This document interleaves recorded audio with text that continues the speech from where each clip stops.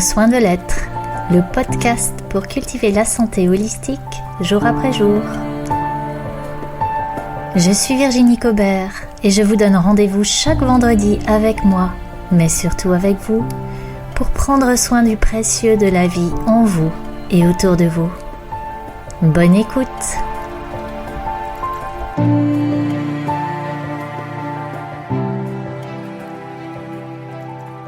Bonjour à toi qui m'écoutes, merci d'être là. Nouvel épisode de prendre soin de l'être pour surfer sa vie, pour amener de la fluidité, en particulier au niveau des relations. Que ce soit dans la relation à soi, que ce soit dans la relation aux autres, que ce soit aussi dans la relation au collectif.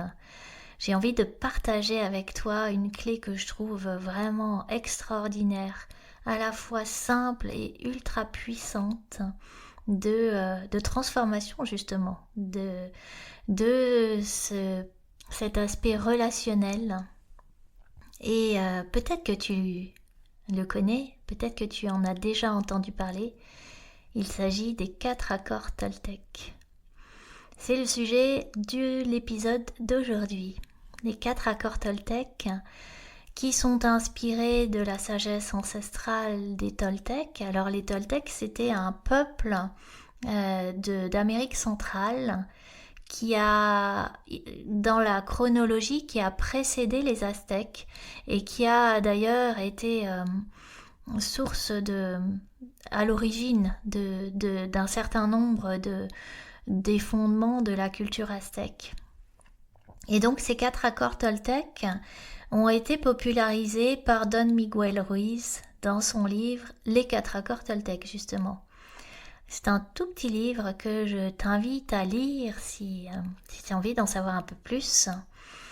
Qu'est-ce que c'est que ces 4 accords Toltec ? Eh bien, c'est 4 propositions, vraiment très simples, mais pas si faciles que ça à appliquer, au quotidien en tout cas, qui amènent de la conscience, de l'attention et de la profondeur sur la manière de relationner et la manière de communiquer. Et encore une fois, ça s'adresse à la relation à soi, la relation aux autres et puis la relation à un collectif. De mon point de vue, ça peut vraiment être mobilisé à plusieurs échelles. Alors, qu'est-ce que nous disent les 4 accords Toltec ? Le premier accord propose que ta parole soit impeccable.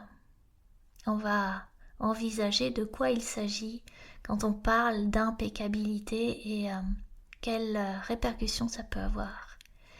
Le deuxième principe nous dit « N'en fais pas une affaire personnelle ». La troisième proposition, ne fais pas de suppositions. Et enfin, le dernier accord, fais toujours de ton mieux. Donc en soi, vous voyez, c'est très simple. Ce qui est pratique parce que c'est facile à intégrer, à mémoriser. Et dans la pratique, eh bien, ça nous invite finalement chaque jour à poser une attention particulière. Alors déjà sur la parole, que ta parole soit impeccable. La parole, on sait à quel point aujourd'hui c'est source créative. La parole, on a aujourd'hui beaucoup d'informations et c'est Marshall Rosenberg qui a beaucoup aussi développé autour de la communication non violente. Comment la parole peut ouvrir ou fermer des possibilités, des espaces, des relations. L'invitation à avoir une parole impeccable, c'est vraiment quelque part ce que la sagesse populaire nous suggère aussi de tourner 7 fois notre langue dans notre bouche avant de parler, c'est-à-dire de vraiment choisir les mots que l'on va utiliser. Et évidemment que selon le choix des mots, selon la manière aussi, le ton dont c'est formulé, eh bien la réaction, l'effet pourra être totalement différent. Alors, qu'est-ce que ça pourrait être une parole impeccable ? C'est là où la profondeur de ces accords toltèques est vraiment belle. C'est qu'on peut recevoir cette injonction à plusieurs niveaux de compréhension. Que ta parole soit impeccable, ça pourrait être qu'elle soit congruente, c'est-à-dire en cohérence avec ce que tu penses, ce que tu ressens, qui est cet accord-là. Justement, on parle des accords toltèques. Ça pourrait être cette forme de cohérence que ta parole exprime vraiment ce qui est dans ta tête et ce qui est dans ton cœur. Une parole impeccable, ça serait peut-être aussi une parole qui est formulée plutôt que ce qui est tu. Aussi, de manière simple. Même si c'est pas facile à dire, parfois juste de dire les choses, de se dire soi-même, de dire où on en est dans une relation. Il y a souvent la peur d'être reçu, la peur d'être jugé, la peur de déranger. Ici, au contraire, d'oser se dire, d'oser poser cette parole, d'oser la libérer, eh bien, ça me donnait de la clarté et ça permettait à chacun d'être dans un positionnement plus juste dans la relation. Alors ça pourrait être ça, une parole impeccable, une parole qui ose se dire. Et en même temps, une parole qui ne parle pas pour rien dire non plus. Il y a vraiment une responsabilité à oser dire et à savoir se taire quelque part. Pour moi, dans cette idée de parole impeccable, il y a aussi le respect de ne pas répondre quand on ne nous a rien demandé. C'est pas facile, hein. Des fois on a besoin de se mordre la langue, mais en fait oui, si on t'a rien demandé, qu'est-ce que tu vas amener? Comment ça va être reçu? Ça risque de tomber à côté. Une parole impeccable, ça pourrait être aussi de porter de l'attention à comment on formule les choses. Est-ce que cette parole, elle est soutenante? Moi, je crois que dans le prendre soin de l'être, parce que la parole, il y a toutes les paroles qu'on échange à l'extérieur, mais il y a aussi tout ce qu'on se raconte dans sa tête chaque jour. Et souvent, ce qu'on se dit à soi-même, c'est bien plus sévère et bien plus jugeant et bien plus hard, bien plus injuste que ce qu'on ose dire à l'extérieur. Alors, que ta parole soit impeccable, ça pourrait être aussi comment ta parole, elle peut être source de vie, soutien de la vie, ressource vraiment, plutôt qu'une parole qui ferme, une parole qui enferme, une parole qui limite, une parole qui met dans une case, une parole qui coupe. Il y a plein d'exemples possibles. Et je crois que il n'y a pas besoin de s'écouter très longtemps pour avoir des exemples de qu'est-ce qu'on peut se dire à soi-même, qu'est-ce qu'on peut aussi dire à ses proches, qu'est-ce qu'on peut dire parfois à ses enfants. Ah non, attention, fais pas ça, tu vas tomber. Oh là là, de quelle manière c'est soutenant ça. Ou quand on se dit à soi-même, j'aurai jamais le temps, je vais pas y arriver. Est-ce que ça nous fait vraiment du bien? Une parole impeccable, en fait, ça pourrait être une parole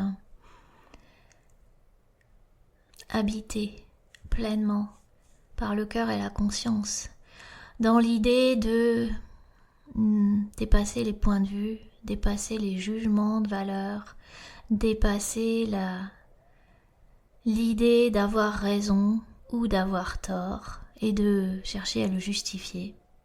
Ouais, ça peut être tout ça, une parole impeccable. Et on voit à quel point ça peut être exigeant aussi. Heureusement, à ce niveau-là, le 4e accord vient nous rappeler tu fais de ton mieux. Tu fais toujours de ton mieux, ça ne veut pas dire d'être parfait. On n'a pas parlé d'une parole parfaite, on a parlé d'une parole impeccable, c'est-à-dire que ici maintenant, en fonction de tes possibilités, de tes ressources, de ta conscience, de ta disponibilité, tu fais de ton mieux pour aligner ta parole avec ta pensée, avec ton cœur, avec la vie, pour qu'elle soit en soutien de la vie.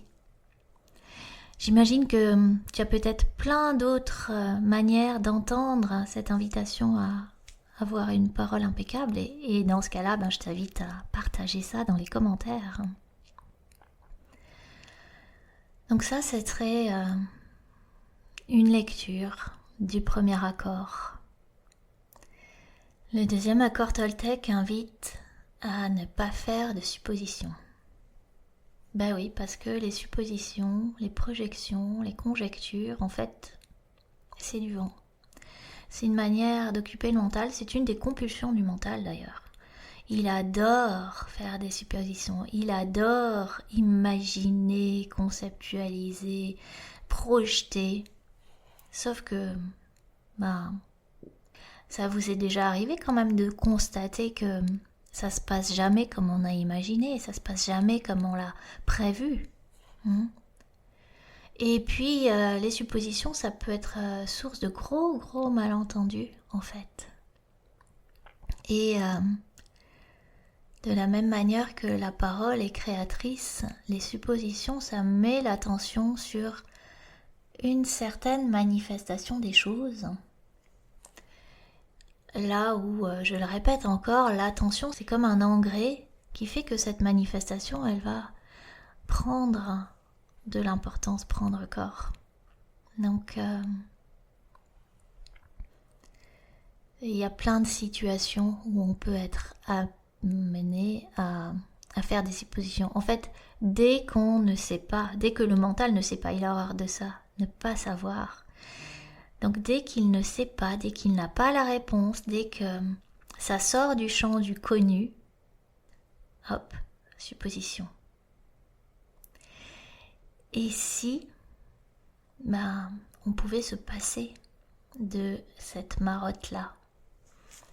Et si on pouvait simplement observer ce qui est et rester ouvert à ce qui est possible, plutôt que de fermer, de s'enfermer dans des suppositions. En plus, souvent les projections, tous les films là qu'on se concocte dans la tête, c'est souvent plutôt du type mélodramatique, tragico, fantastique, avec autant d'extrapolation que notre mental peut les imaginer. Et encore une fois, est-ce que ça te fait du bien, tous ces scénarios que tu envisages? Est-ce que c'est pas plus simple juste de clarifier, de choisir de clarifier quand il y a une incertitude, quand il y a une inconnue, quand ça peut être n'importe quoi. En général, c'est dans l'interaction avec quelqu'un à qui on a envoyé un message et qui ne répond pas. On peut faire 1000 suppositions. Est-ce qu'il l'a reçu? Est-ce qu'il l'a pas reçu? Est-ce qu'il l'a interprété? Et comment? Et peut-être qu'il l'a mal pris, et peut-être que si, et peut-être que ça. Honnêtement, est-ce que ça te fait du bien d'imaginer le pire? Parce que c'est quand même ce qui se passe en général. est-ce que c'est pas plus simple de soit de relancer, de dire ok, t'as reçu mon message, tu l'as lu, comment c'est pour toi? Ça me ferait plaisir d'avoir un retour. Ou alors de choisir la confiance. Et à quoi ça sert de se tricoter là toutes ces histoires dans la tête? Ne pas faire de suppositions, c'est à la fois très simple et c'est en même temps, ça pourrait être comme un renoncement. Un renoncement à quelque chose qu'on adore faire. C'est comme comme quand on joue aux devinettes, comme quand on... peut-être autant les enfants aiment qu'on leur raconte des histoires, autant quand on est grand, on aime se raconter des histoires. Peut-être c'est juste ça. En tout cas, il y a vraiment la question de quelle histoire on se raconte, quel mythe on met au centre de son attention et de sa vie. Les mythes, ils sont fondateurs, encore une fois, ils sont fondateurs de notre imaginaire, ils sont fondateurs à partir de là de nos aspirations et de ce qu'on va manifester. Alors, j'ai envie de te poser la question, quel mythe, quelle histoire fondatrice tu as envie de mettre au centre de ton attention et de ta vie?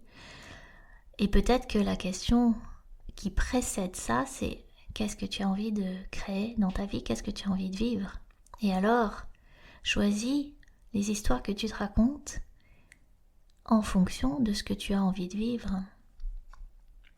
C'est bizarre, moi j'ai rarement observé spontanément que je me raconte des histoires de succès extraordinaires, de réussite, de tout est parfait et de tout se passe bien. Ouais, spontanément, on n'a pas cette culture-là. Et pourtant, ça aussi, on peut le choisir. Ne fais pas de suppositions. Deuxième accord Toltec. Il y a matière à vraiment jouer avec ça, en fait. Et s'observer, fonctionner. Toujours pareil, avec tendresse, avec humour et légèreté. Ouais, on fait de son mieux là aussi, hein. Et il y a une belle marge d'évolution, certainement. Le troisième accord, n'en fais pas une affaire personnelle. Alors là, c'est pareil, il y a un champ d'interprétation qui est vaste et ça touche une multitude d'espaces dans la vie quotidienne. N'en fais pas une affaire personnelle. Si je reprends l'exemple de tout à l'heure, de quelqu'un à qui on a envoyé un message et qui ne répond pas, en faire une affaire personnelle, ça serait peut-être de se raconter que la personne elle pense ça sur soi et que peut-être on a utilisé des mots qui blessent et que ça va avec un peu la supposition. Mais c'est vraiment se dire que si la personne elle ne répond pas, c'est que il y a un problème avec soi. C'est que soit on a mal fait quelque chose, ou on n'a pas fait quelque chose qui était attendu, il y a un problème à régler avec ça. C'est l'idée d'en faire une affaire personnelle, c'est ça. Peut-être ça n'a rien à voir avec toi, si cette personne, elle t'a pas répondu. Peut-être qu'il s'est passé 1000 choses dans sa vie qui n'ont rien à voir avec toi. Et c'est tout. Ça pourrait être une autre compulsion de l'ego, de se mettre au centre. Ouais, se mettre au centre des choses. Il y a plein de petites expressions qu'on peut cultiver aussi. Et en général, quand on se met au centre de cette manière-là, c'est pareil, c'est pas très soutenant, c'est pas très lumineux. On peut dire que, par exemple, moi j'ai déjà entendu des gens dire ah non, mais moi je porte la poisse, c'est sûr que avec moi ça va mal se passer. Oh là, comment se mettre au centre du monde, et puis et en plus de manière très très péjorative. N'en fais pas une affaire personnelle, ça permet aussi beaucoup de désamorcer ce qui pourrait être un conflit, c'est-à-dire n'en fais pas une affaire personnelle, c'est ouais, un tel il m'a dit ça et il a fait exprès pour me faire du mal. Et bon là, non seulement on fait des suppositions, mais on interprète et on se pose en victime et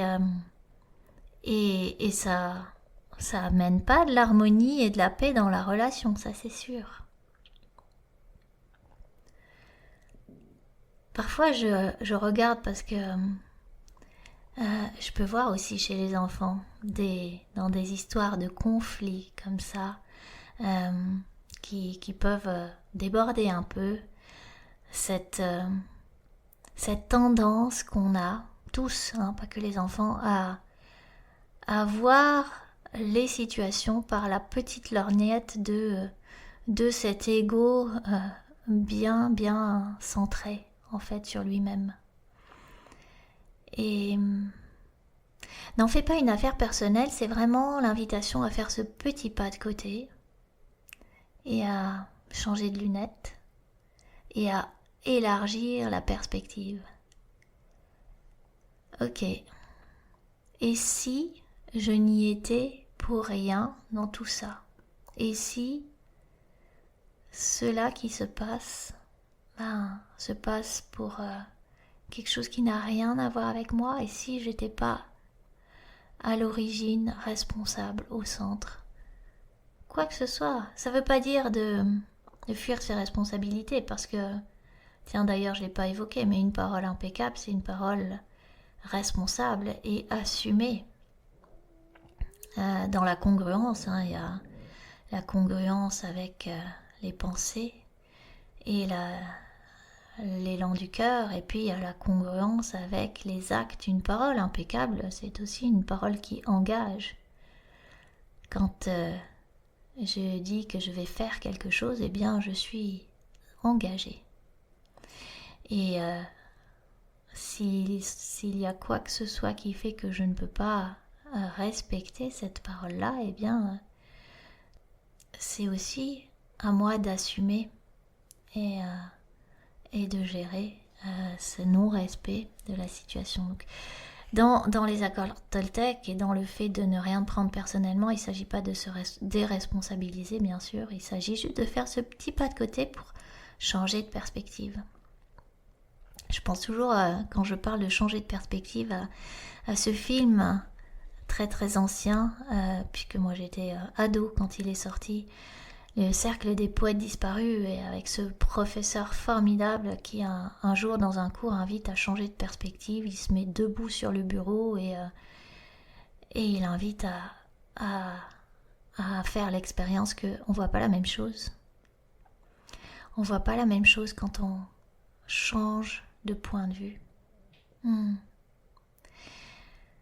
Et ouais, l'ego, le mental n'aime pas forcément céder le centre, la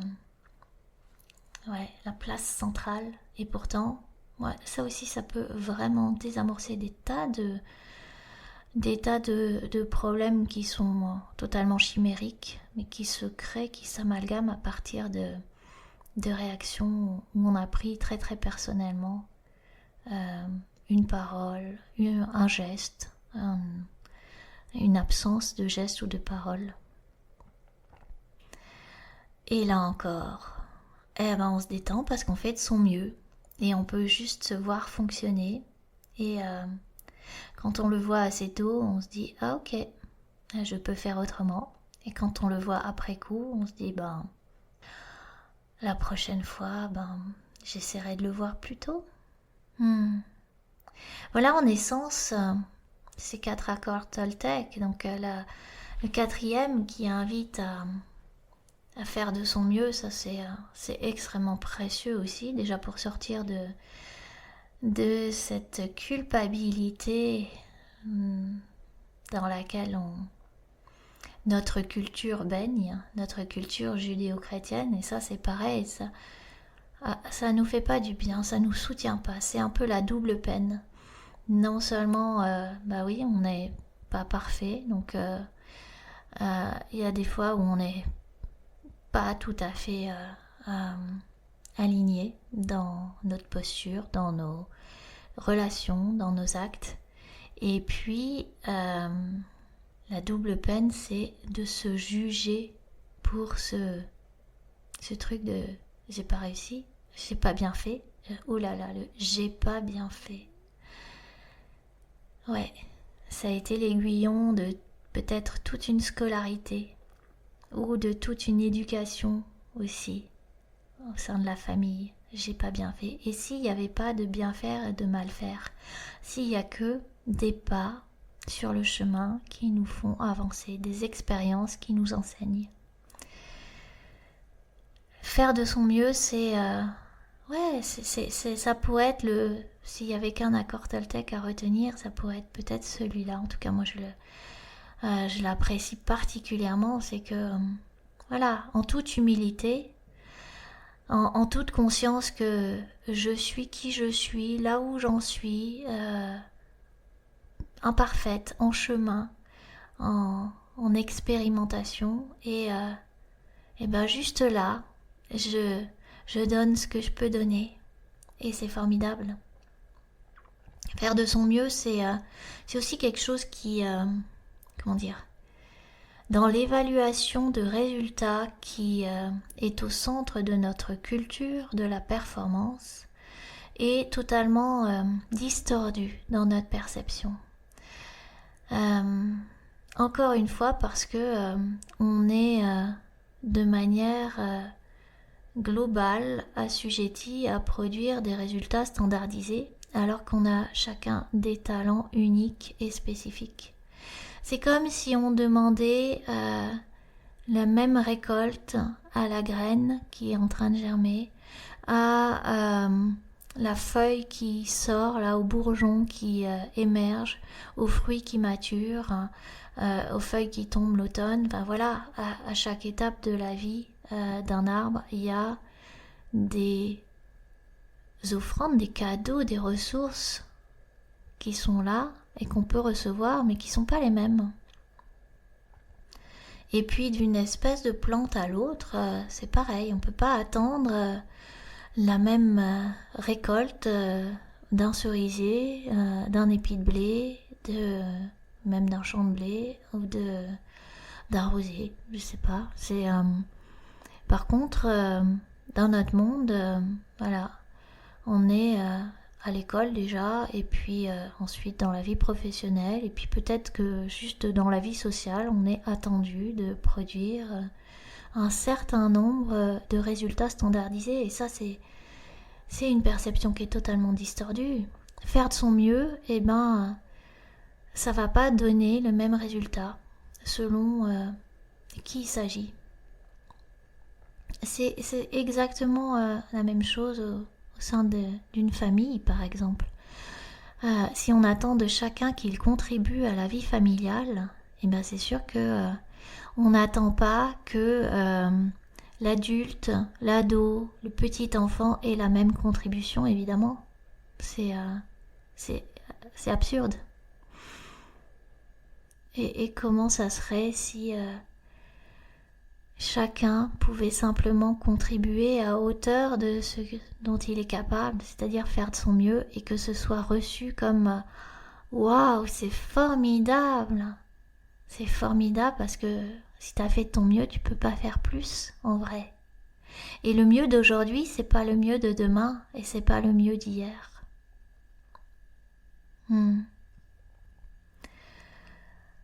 Voilà pour ces 4 accords Toltec. Et tu peux constater qu'on pourrait en parler encore longtemps.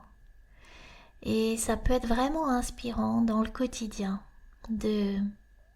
alors peut-être pas à chaque instant, mais régulièrement de se rappeler un de ces accords et d'observer comment on peut fonctionner avec, à partir de lui.